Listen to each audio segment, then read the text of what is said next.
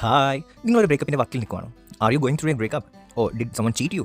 നിങ്ങളുടെ ഏതെങ്കിലും front or lover നിങ്ങളെ പറ്റിച്ചോ? നിങ്ങൾക്ക് നല്ല മുട്ടൻ പണി കിട്ടി, നല്ല അൺഎക്സ്പെക്റ്റഡ് ആയിട്ട് മൂഞ്ച അവസ്ഥയിലാണോ നിങ്ങൾ?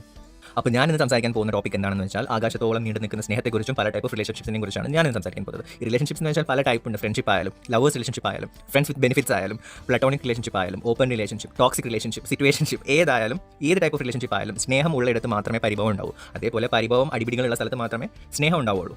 എന്തൊക്കെ ടൈപ്പ് റിലേഷൻഷിപ്പ് ഈ കാലത്തുള്ള ഓരോന്നിനും ഓരോ പേരുണ്ട്. നമ്മളെ സാധാ ഫ്രണ്ട്ഷിപ്പ് ഉണ്ട്, ലവേഴ്സ് റിലേഷൻഷിപ്പ് ഉണ്ട്, ഫ്രണ്ട്സ് വിത്ത് ബെനിഫിറ്റ്സ് ഉണ്ട്, ഫ്രണ്ട്സ് വിത്ത് വിതൗട്ട് ബെനിഫിറ്റ്സ് ഉണ്ട്, ഓപ്പൺ റിലേഷൻഷിപ്പ് ഉണ്ട്, ട്രോമ ബോണ്ടിങ് ഉണ്ട്, സിറ്റുവേഷൻഷിപ്പ് ഉണ്ട്, ജസ്റ്റ് കമ്മിറ്റ്മെന്റ്സ് ഉണ്ട്, ഫണ്ട്ഷിപ്പ് ഉണ്ട്. അങ്ങനെ കുറേ ടൈപ്പ് ഓഫ് റിലേഷൻസ് ആൻഡ് സ്നേഹം അല്ലെങ്കിൽ റിലേഷൻസ് ഉണ്ട് ഈ കാലത്ത്. ഈ ഞാനടക്കമുള്ള എല്ലാ മനുഷ്യരും അവർക്ക് ഓക്കെ അല്ലാത്ത സിറ്റുവേഷൻ വന്നാൽ ചേഞ്ച് ആവും എന്നുള്ള സത്യം എല്ലാവരും മറന്നു പോകുന്ന ഒരു കാര്യമാണ്.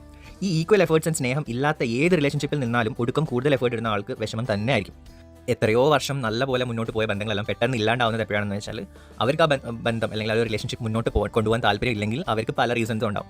ചില സമയത്ത് വാലിഡ് ആയിട്ടുള്ള റീസൺസേ ആയിരിക്കില്ല. മുന്നേ ഒരു പ്രശ്നം അല്ലാണ്ടിരുന്ന കാര്യങ്ങളായിരിക്കും അവർക്ക് ആ സമയത്ത് റീസൺസ് ആയിട്ട് വരിക. ചിലപ്പോൾ വീട്ടിൽ സമ്മതിക്കില്ലാന്നോ അല്ലെങ്കിൽ അവരുടെ ലൈഫിലേക്ക് പുതിയ ആൾക്കാരൊക്കെ വരുന്നത് വരെ ഉള്ളൂ അവർക്ക് ഈ കാലത്ത് ശരിക്കും പറഞ്ഞാൽ ഈ സ്നേഹബന്ധം എന്നൊക്കെ പറഞ്ഞുള്ള സംഭവം.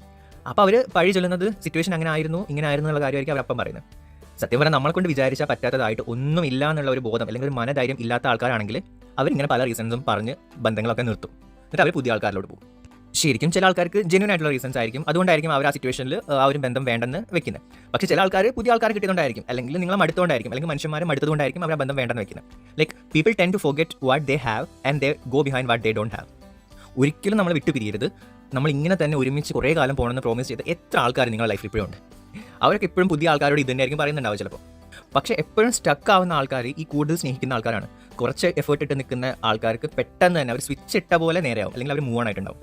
നിങ്ങൾ ഈ ഓവർ കെയർ ചെയ്യുന്ന ആളാണോ?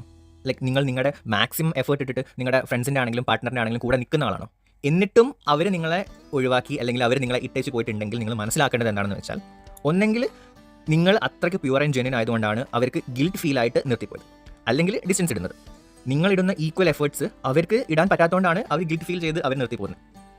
അല്ലെങ്കിൽ വേറെയും പല റീസൺസ് ആയിരിക്കും. അല്ലെങ്കിൽ അവർക്ക് പുതിയ ആൾക്കാരെ കിട്ടുമ്പോൾ അല്ലെങ്കിൽ വേറെ കുറേ റീസൺസ് ആയിരിക്കും. ഈ ഫ്രണ്ട്ഷിപ്പ് ആയാലും ഏത് ടൈപ്പ് ഓഫ് റിലേഷൻഷിപ്പ് ആയാലും സ്നേഹത്തിൻ്റെ മേൽ ചെയ്യുന്ന പല കാര്യങ്ങളും നമ്മൾ കൂടുതൽ ചിന്തിക്കാതെയാണ് ചെയ്യുക. എന്നാൽ ഒരാൾക്ക് അവരുടെ ലോവസ്റ്റ് സിറ്റുവേഷൻ അല്ലെങ്കിൽ ലോ ആയിട്ടിരിക്കുന്ന സിറ്റുവേഷനിൽ നമ്മൾ കൂടെ നിന്നിട്ടുണ്ടെങ്കിൽ അല്ലെങ്കിൽ കൂടെ നിന്ന് ഹെൽപ്പ് ചെയ്തിട്ടുണ്ടെങ്കിൽ like it's a big thing. കാലത്താണെങ്കിൽ എത്ര ആൾക്കാർ കൂടെ ഉണ്ടെന്ന് പറഞ്ഞാലും നമ്മളിൽ പല ആൾക്കാരും പല സിറ്റുവേഷനിലും ഒറ്റയ്ക്കായിരിക്കും. അത് മനസ്സിലാക്കാം. ഒറ്റയ്ക്ക് നിന്ന് ശീലം ഇല്ലാത്ത ആൾക്കാർക്കാണെങ്കിൽ ഭയങ്കര ബുദ്ധിമുട്ടായിരിക്കും. ഒറ്റയ്ക്ക് നിന്ന് കാര്യങ്ങൾ ഡീൽ ചെയ്ത് ശീലമുള്ള ആൾക്കാർക്കാണെങ്കിൽ അത് ഭയങ്കര ഓക്കെ ആയിരിക്കും. ആക്ച്വലി നിങ്ങൾ എങ്ങനെയാണോ ചിന്തിക്കുന്നത് അങ്ങനെ നിങ്ങൾക്ക് ഒരു ബ്രേക്കപ്പിനെ ചിത്രീകരിക്കാൻ പറ്റും. അതായത് ഫ്രണ്ട്ഷിപ്പ് ബ്രേക്കപ്പ് ആയാലും റിലേഷൻഷിപ്പ് ബ്രേക്കപ്പ് ആയാലും like breakup is a wakeup അല്ലെങ്കിൽ breakup is a new start for meeting new people.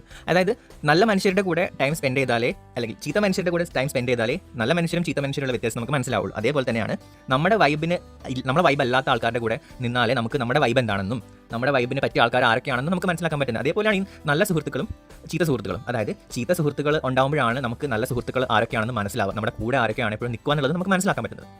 ഈ ലോകത്തുള്ള ഓരോ മനുഷ്യരും ചെയ്യുന്ന പല കാര്യങ്ങളും എല്ലാവർക്കും നല്ലത് മാത്രം വരുത്തുന്നതല്ല.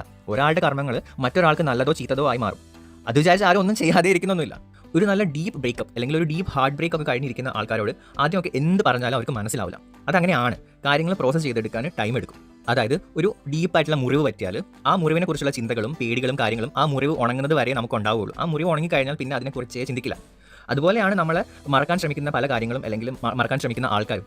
It takes time. ചില മുറിവുകൾ ദിവസങ്ങൾ കൊണ്ട് ഉണങ്ങും, ചില മുറിവുകൾ കുറേ ദിവസങ്ങൾ എടുക്കും ഉണങ്ങാൻ. പക്ഷേ അത് വിചാരിച്ച് ആ മുറിവുകൾ ഉണങ്ങുന്നില്ല എന്നല്ല, അത് ഉണങ്ങും, പക്ഷേ ടൈം എടുക്കുന്നു മാത്രം. അങ്ങനെയാണ് നമ്മുടെ ലൈഫിലെ പല സിറ്റുവേഷൻസും. നമ്മളൊരിക്കലും ഈ ഹൈ ഇമോഷൻസിൽ നിൽക്കുന്ന സമയത്ത് ബിഗ് ഡിസിഷൻസോ അല്ലെങ്കിൽ തീരുമാനങ്ങളോ എടുക്കരുത്. കാരണം നമ്മൾ വിഷമിച്ചിരിക്കുമ്പോൾ, ദേഷ്യം പിടിച്ചിരിക്കുമ്പോൾ അല്ലെങ്കിൽ ഭയങ്കര ഹാപ്പി ആയിട്ടിരിക്കുമ്പോൾ ഒക്കെ എടുക്കുന്ന ഡിസിഷൻസ് പല സമയത്തും ആ ഒരു ഇമോഷൻ കഴിയുമ്പോൾ നമ്മൾ റിഗ്രറ്റ് ചെയ്യും. കാരണം നമ്മൾ കാം മൈൻഡഡ് ആയിട്ട് എടുക്കുന്ന ഡിസിഷൻസ് ആണ് പലതും നല്ലതായിട്ട് മാറുന്നത്. അതായത് ഈ ഇമോഷൻസ് ആൻഡ് ഫീലിംഗ്സ് എല്ലാം ശരിക്കും ടെമ്പററി ആണ്. It changes all the time. എന്തൊക്കെ ഉണ്ടായാലും മുന്നോട്ട് ജീവിക്കാൻ കഴിയും എന്നുള്ളതിന് കുറേ എക്സാമ്പിൾസ് നമുക്കിടയിൽ തന്നെ ഉണ്ട്. നമ്മുടെ ഫ്രണ്ട്സിൻ്റെ റിലേഷൻഷിപ്പ് ആയാലും അല്ലെങ്കിൽ നമ്മുടെ നല്ല ഫ്രണ്ട്ഷിപ്സ് ആയാലും അതൊക്കെ തെളിയിക്കുന്നത് എന്താണെന്ന് വെച്ചാൽ എന്തുണ്ടായാലും അതൊരിക്കലും ഇല്ലാണ്ടാവുന്നില്ല എന്നതാണ്. ഞാനടക്കമുള്ള നമ്മളെല്ലാ മനുഷ്യരും പല റിലേഷൻഷിപ്സ് ആൻഡ് കുറേ ഫ്രണ്ട്ഷിപ്പിലൂടെ കടന്നു വന്നിട്ടുള്ള ആൾക്കാരാണ്. നമ്മളെല്ലാവരും നല്ലത് ചെയ്തിട്ടുണ്ട്, തെറ്റ് ചെയ്തിട്ടുണ്ട്. നമ്മൾ ആൾക്കാരെ മനുഷ്യരെ ലിമിറ്റ് ഇല്ലാണ്ട് സ്നേഹിച്ചിട്ടുണ്ട്. അതേപോലെ നമ്മളെയും ആൾക്കാരെ ലിമിറ്റ് ഇല്ലാണ്ട് സ്നേഹിച്ചിട്ടുണ്ട്. നമ്മൾ പല ആൾക്കാർക്ക് പണി കൊടുത്തിട്ടുണ്ട്. അതേപോലെ തിരിച്ചും നമുക്ക് പണി കിട്ടിയിട്ടുണ്ട്. എന്ന് വിചാരിച്ച് നമ്മളിപ്പോഴും ആരും സ്നേഹിക്കില്ല അല്ലെങ്കിൽ സ്നേഹിക്കുന്നില്ല എന്നല്ല. നമ്മളിപ്പോഴും പുതിയ ആൾക്കാർ കണ്ടുമുട്ടുന്നുണ്ട്, പുതിയ ഫ്രണ്ട്സിനെ ഉണ്ടാക്കുന്നുണ്ട്, നല്ല കണക്ഷൻസ് ഉണ്ടാക്കുന്നുണ്ട്. പക്ഷേ ഒരു ഫ്രണ്ട്ഷിപ്പ് ബ്രേക്കപ്പ് അല്ലെങ്കിൽ റിലേഷൻഷിപ്പ് ബ്രേക്കപ്പ് അല്ലെങ്കിൽ ഒരു ഹാർട്ട് ബ്രേക്ക് ഒക്കെ കഴിഞ്ഞിരിക്കുന്ന ആൾക്കാരാണെങ്കിൽ അവർക്കൊക്കെ കുറച്ച് ടൈം എടുക്കും. ഇനിയും പുതിയ ആൾക്കാരെ ട്രസ്റ്റ് ചെയ്യാൻ അല്ലെങ്കിൽ ഇനിയും പുതിയ ആൾക്കാരെ സ്നേഹിക്കാനുള്ള ഒരു എനർജി കിട്ടുന്നത് വരെ കുറച്ച് ഗ്യാപ്പ് ഉണ്ടാവും. അതുവരെ ഉണ്ടാവും ലൈക്ക് മുന്നേ ഉണ്ടായ റിലേഷൻഷിപ്സ്, മുന്നേ ഉണ്ടായ ബന്ധങ്ങളിൽ നിന്നും അവർക്കുണ്ടായ ട്രോമ അല്ലെങ്കിൽ അവർക്കുണ്ടായ ഒരു മുറിവ്, ആ മുറിവ് ഉണങ്ങുന്നത് വരെ ഉള്ളൂ അവർക്ക് ആ ഒരു ഗ്യാപ്പ്. അത് കഴിഞ്ഞാൽ നമ്മളെല്ലാവരും, ഞാനും നിങ്ങളെല്ലാവരും പുതിയ പുതിയ ആൾക്കാരെ കണ്ടുമുട്ടും, പുതിയ പുതിയ ബന്ധങ്ങളുണ്ടാക്കും. നിങ്ങൾ ഇനിയും പുതിയ പുതിയ നല്ല നല്ല സുഹൃത്തുക്കളെ ഉണ്ടാക്കും, ഇനിയും ആൾക്കാരെ സ്നേഹിക്കും. മുന്നേ ഉണ്ടായ എല്ലാ കാര്യങ്ങളും ചിലപ്പോൾ ഇനിയും ഉണ്ടായേക്കാം, പക്ഷേ നമ്മൾ എങ്ങനെ നെക്സ്റ്റ് ടൈം പ്രിപ്പയർഡ് ആയിരിക്കും എന്നുള്ളതിലായിരിക്കും ഇനി മുന്നോട്ടുള്ള കാര്യങ്ങളെല്ലാം. ഈ സ്നേഹം, അറ്റൻഷൻ, കെയർ എന്നൊക്കെ പറയുന്ന സംഭവങ്ങളൊന്നും ബെഗ് ചെയ്തിട്ട് കിട്ടേണ്ട സംഭവങ്ങളല്ല. ഇതെല്ലാം സ്വയം തോന്നി ചെയ്യുമ്പോൾ മാത്രമേ അതിലൊരു അർത്ഥം ഉണ്ടാവുള്ളൂ. We should always hope for the best and prepare for the waste. ഈ സിനിമകളിലൊക്കെ കാണുന്ന പോലെയല്ല റിയൽ ലൈഫ്. ഒരാൾ നമ്മളെ ചതിച്ചാൽ അല്ലെങ്കിൽ ഒരാൾ ബ്രേക്കപ്പ് ആയാൽ മറ്റേ ആൾ പോയിട്ട് ചത്ത് കളയാൻ നോക്കുന്നതിൽ ഒരു കാര്യമില്ല. അവരുടെ മാനസികാവസ്ഥ അപ്പോൾ അങ്ങനെ ആയിരിക്കാം, എന്നാൽ അതിൽ ഒരു കാര്യമില്ല. ആർക്ക് പോയി? അവർക്ക് പോയി, പിന്നെ അവരെ സ്നേഹിക്കുന്ന ആൾക്കാർക്ക് പോയി, അവരുടെ ഫാമിലിക്ക് പോയി, പിന്നെ നിങ്ങൾ തീർക്കാതെ പോയ നിങ്ങളുടെ സ്വപ്നങ്ങളും. അല്ലാണ്ട് വേറെ ഒരു കാര്യമില്ല. ലൈഫിൽ പല കാര്യങ്ങളുണ്ട്. അതായത് നമ്മുടെ ജോബ്, നമ്മുടെ ലൈഫ് ഗോൾസ്, നമ്മുടെ ഹോബീസ്, നമ്മൾ കടന്നു പോകുന്ന നമ്മുടെ സിറ്റുവേഷൻസ്, ഫിനാൻഷ്യൽ സിറ്റുവേഷൻസ് അല്ലെങ്കിൽ പല ടൈപ്പ് ഓഫ് സിറ്റുവേഷൻസ്, നമ്മുടെ റിലേഷൻഷിപ്പ്, നമ്മുടെ പഠിപ്പ്, ഇങ്ങനത്തെ കുറേ കാര്യങ്ങളുള്ളതാണ് നമ്മുടെ ലൈഫ്. എന്നാൽ ഇതിൽ ഏതെങ്കിലും ഒരു കാര്യത്തിൽ നമ്മൾ കൂടുതൽ അല്ലെങ്കിൽ ഓവർ ഫോക്കസ് ചെയ്യുമ്പോൾ ബാക്കിയുള്ള കാര്യങ്ങൾ ഡിസ്റ്റർബ്ഡ് ആവും. അതിൻ്റെ ഒരു എക്സാമ്പിളാണ് നമ്മൾ ഈ റിലേഷൻഷിപ്പിലുള്ള സമയത്ത്. അതായത് നമ്മുടെ ലവ് ഓർ ഏതെങ്കിലും ഒരു ടൈപ്പ് ഓഫ് റിലേഷൻഷിപ്പിൽ ആവുമ്പോൾ നമ്മൾ അതിൽ കൂടുതൽ ഫോക്കസ് ചെയ്യുകയാണെങ്കിൽ നമ്മളെ പഠിപ്പ്, ജോബ്, ഫാമിലി, ബാക്കിയുള്ള കാര്യങ്ങൾ മെല്ലെ മെല്ലെ ഡിസ്റ്റർബ് ആവുന്നത് നമുക്കറിയാൻ പറ്റും. ആൻഡ് ഇതേപോലെ റിലേഷൻഷിപ്പിൽ മാത്രം ഫോക്കസ് ചെയ്യുകയാണെങ്കിൽ നിങ്ങളുടെ ലൈഫിലുള്ള ബാക്കി പല കാര്യങ്ങളും നിങ്ങൾക്ക് നഷ്ടമായേക്കാം. നമ്മളല്ലാണ്ടായി മാറുന്ന ഒരു ഏതൊരു തരം റിലേഷൻഷിപ്പിൽ നിന്നിട്ടും ഒരു കാര്യമില്ല. അതായത് നല്ല ചേഞ്ച്, അതായത് ഒരു അപ്ഗ്രേഡിംഗ് ടൈപ്പ് ഓഫ് ചേഞ്ച് ആണ് നിങ്ങൾക്ക് രണ്ടുപേർക്കും ഉണ്ടാവുന്നതെങ്കിൽ it's good for both of you. നേരെ മറിച്ച് നിങ്ങൾ ഡീഗ്രേഡ് ആവുകയാണെങ്കിൽ നിങ്ങൾ ഇനിയും ചിന്തിക്കേണ്ടിയിരിക്കുന്നു ആ ഒരു റിലേഷൻഷിപ്പ് തുടരണോ വേണ്ടോ എന്നുള്ളത്. ലൈക്ക് റെഡ് ഫ്ലാഗ്സ് എപ്പോഴും റെഡ് ഫ്ലാഗ്സ് ആയിട്ട് തന്നെ കാണാം.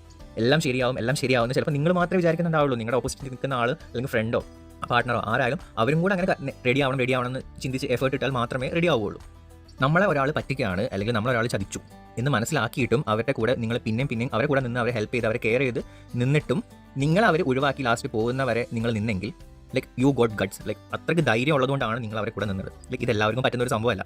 I really respect and appreciate the people who make efforts for their loved once, especially those who make the extra ordinary efforts that every one cannot do. നിങ്ങളിൽ എത്ര പേർക്ക് നിങ്ങളുടെ ഫ്രണ്ടുമായിട്ടുള്ള bond അല്ലെങ്കിൽ നിങ്ങളുടെ പാർട്ട്ണറായിട്ടുള്ള ബോണ്ട് ജീവിതകാലം മൊത്തം നിലനിൽക്കും എന്ന് ഉറപ്പുണ്ട്? നിങ്ങൾ എത്ര പേർക്ക് ഉറപ്പുണ്ട്? നമ്മളിൽ പല ആൾക്കാരും പേടിച്ചിട്ടാണ് ഈ ബന്ധങ്ങളെല്ലാം തുടർന്ന് പോകുന്നത്. എല്ലാവരും ജീവിച്ച് തന്നെ ഇതൊക്കെ അറിയും. സംഭവാമി യുഗേ എന്ന് പറയുന്നത് പോലെ സംഭവിച്ചതെല്ലാം നല്ലതിന്, സംഭവിക്കുന്നതെല്ലാം നല്ലതിന്, ഇനി സംഭവിക്കാൻ ഇരിക്കുന്നതെല്ലാം നല്ലതിന്. ആരുടെ നല്ലതിനാ എന്തിനുള്ളതാണെന്നുള്ളത് കണ്ടറിയാം. ഇതിൻ്റെ കൂടെ തന്നെ പറയാൻ വിചാരിച്ച ഒരു സംഭവമാണ് ഈ അവിഹിതം ഒക്കെ പൊട്ടി മുളയ്ക്കുന്നത് എപ്പോഴാണെന്ന് വെച്ചാൽ ഒരാൾക്ക് അവരുടെ പാർട്ട്ണറിൽ വിശ്വാസമില്ല അല്ലെങ്കിൽ ഒരാൾക്ക് അവരുടെ പാർട്ട്ണർ അല്ലെങ്കിൽ അവരുടെ ഫ്രണ്ട്സിൽ നിന്നും വിചാരിച്ച രീതിയിലുള്ള അഫെക്ഷൻ കിട്ടാതാവുമ്പോൾ അല്ലെങ്കിൽ പാർട്ട്ണറിനെ മടുക്കുമ്പോൾ അല്ലെങ്കിൽ ഓൾറെഡി കിട്ടിക്കൊണ്ടിരുന്ന അഫെക്ഷൻ ആൻഡ് കെയർ കിട്ടാതാവുമ്പോൾ ഈ സിറ്റുവേഷനൊക്കെ ആ പുതിയ അവിഹിതങ്ങൾക്ക് കാരണമാവും. ഈ മനുഷ്യരെന്ന് പറയുന്ന സംഭവം like human beings are the more dangerous at the same time the most അല്ലെങ്കിൽ ദ ബെറ്റർ ദാൻ മെഷീൻസ് ആണ്. Like we can do our own programming.